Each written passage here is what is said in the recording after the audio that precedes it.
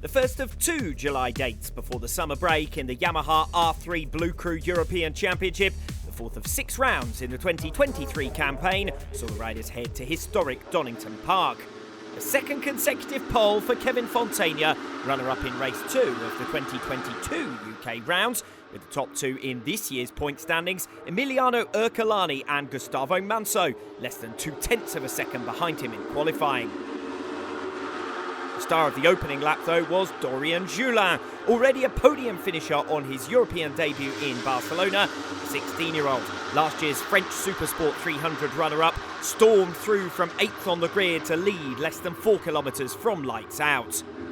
Unfortunately, though, the number 19's challenge for a first victory was ended as early as lap 2 in a crash that also ruled out Aldi Satya Mahendra.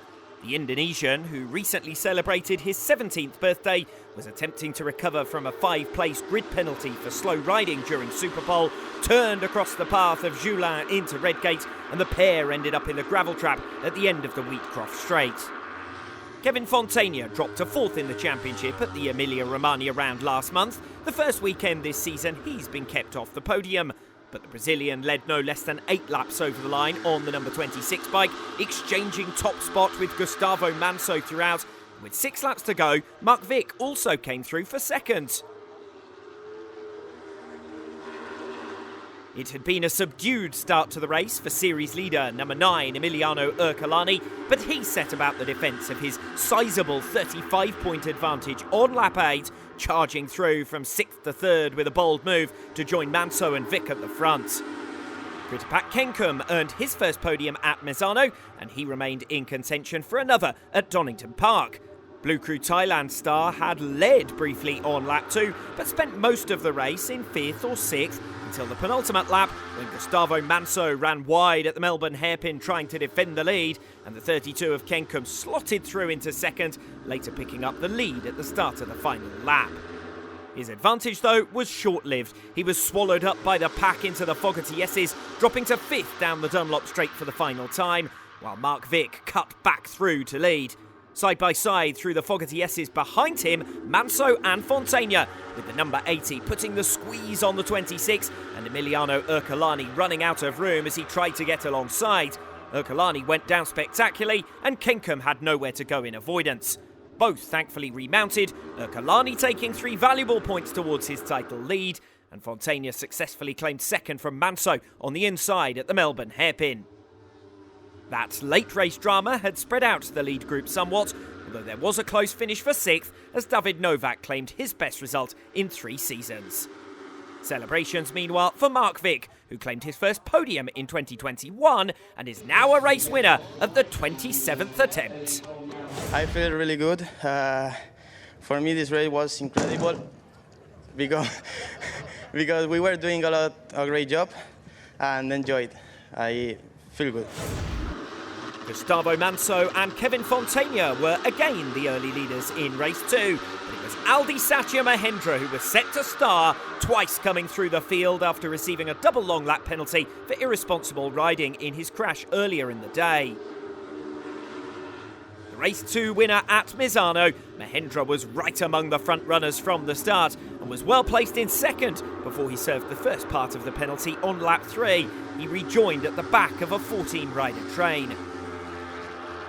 For the next 2 laps, he spectacularly made clean passes inside and out, riding through some pain in his ankle and setting fastest laps of the race on his way through. In fact, he was soon back to challenging for the lead, but again he dropped to the back of the group when he served the second part of his penalty, this time rejoining in 10th and 2 seconds behind the leader. A lap later, though, and Mahendra was already back up to 5th, and the action was behind him. A big high side for Christian Stringhetti, also bringing down the unfortunate Mark Vick and Valentin Arnaud. Mission Mahendra, meanwhile, was completed with a pass on the 80 Gustavo Manso into the Melbourne hairpin on the penultimate lap. Emiliano Ercolani on the 9, also menacing in pursuit of his 4th win of the campaign. Manso tried to answer straight back, but he ran too deep into Goddard's and lost his bid to lead into the final lap. Ercolani took maximum benefit of his main rival's error, springing from third to first and getting his head down, building a buffer at the front that lasted as far as the back straight and through the first 10 turns. The championship leader still headed the field into the Melbourne hairpin, but Mahendra timed his move to perfection, slipping through from third to first. Now all that remained was for Kevin Fontana and Gustavo Manso to settle third behind Ercolani. The 26 and the 80 made contact twice on the run to the final turn, Fontana claiming the high ground on the inside and coming out on top, only to receive a post-race penalty that dropped him off the podium. A well-deserved and entertaining win for Aldi Satya Mahendra, his second in 3 races. Very, very hard for this race. I have a 2 long lap penalty and I have a not good feeling in my leg. I have a crash in turn 1 in race 1. But I'm happy because I have a win in Donington. I want to say thank you to my team, Yamaha Racing Indonesia and team bLU cRU, also all sponsors for support me. Yeah, I will do all my best in Imola. See you. The main change to the standings sees Mark Vick drop to 4th as a result of his Race 2 retirement. The first race weekend of the season without a win for Emiliano Ercolani, and his Race 1 crash sees his championship lead reduced to 27 points as the competitors prepare for their second visit to Italy and the penultimate round of the season in less than 2 weeks' time.